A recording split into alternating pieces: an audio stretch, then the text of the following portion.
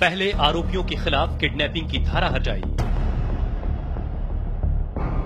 फिर आरोपियों को थाने से ही जमानत दे दी।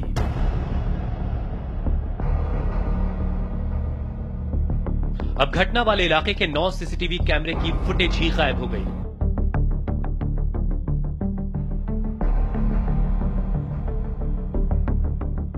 इस तरह चंडीगढ़ की पुलिस ने हरियाणा बीजेपी अध्यक्ष सुभाष बराला के बेटे विकास को बचाने के लिए पूरा जोर लगा दिया है। बीजेपी अध्यक्ष के बेटे विकास और उसके दोस्त आशीष की करतूत पर पर्दा डालने के लिए पूरा इंतजाम कर लिया गया है, जो कि आधी रात को चंडीगढ़ की सड़क पर वर्णिका कुंडू नाम की इस लड़की से छेड़छाड़ करने और उसकी कार का पीछा करने का आरोपी है। उस रात का किस्सा सिहरन पैदा करने वाला है। जरा सुनिए खुद वर्णिका की जुबानी उस रात क्या क्या हुआ था। सुना आपने, रोंगटे खड़े करने वाली घटना है ये।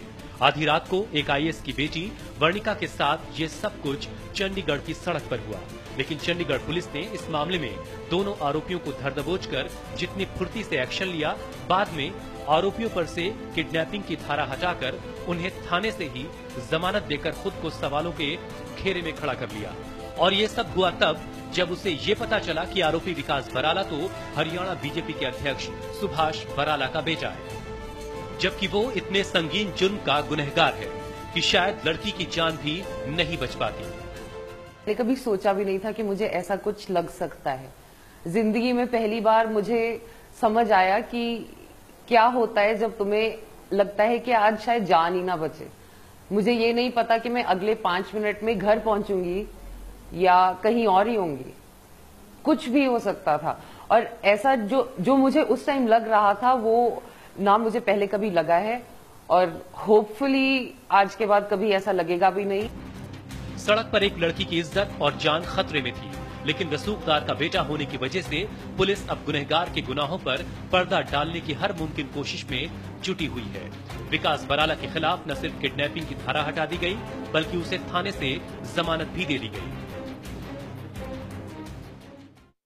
इस मामले में चंडीगढ़ पुलिस की भूमिका अब सवालों के घेरे में आ रही है सीसीटीवी की वजह से।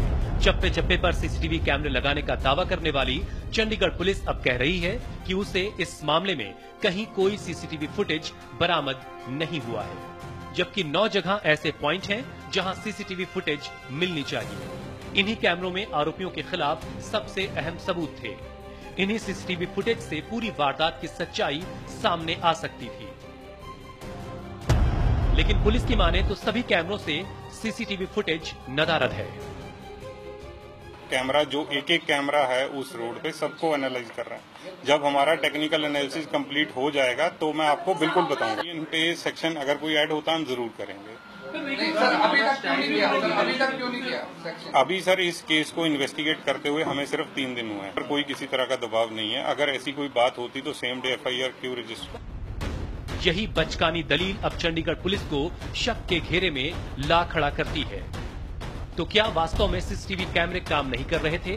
क्या इस घटना के बाद सीसीटीवी में कैद तस्वीरें गायब की गई? जी हां, तो पुलिस पहले ही यहां से सीसीटीवी फुटेज ले जा चुकी है।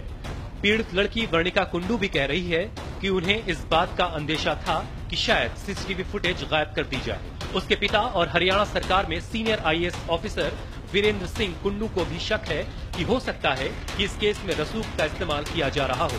बहरहाल अब ये मामला चंडीगढ़ पुलिस के गले पड़ गया है। उसने राजनीतिक दबाव में अपने ही काम पर पलीता लगा दिया, वरना तो पीड़ित लड़की की फरियाद पर फौरन हरकत में आकर उसने आरोपियों को दबोच लिया था। लेकिन उसके बाद जो कुछ हुआ और हरियाणा बीजेपी अध्यक्ष के बेटे को बचाने के लिए पूरे मामले में लीपापोती की जैसी कोशिश हुई, उसने चंडीगढ़ पुलिस की भारी फजीहत करा दी है।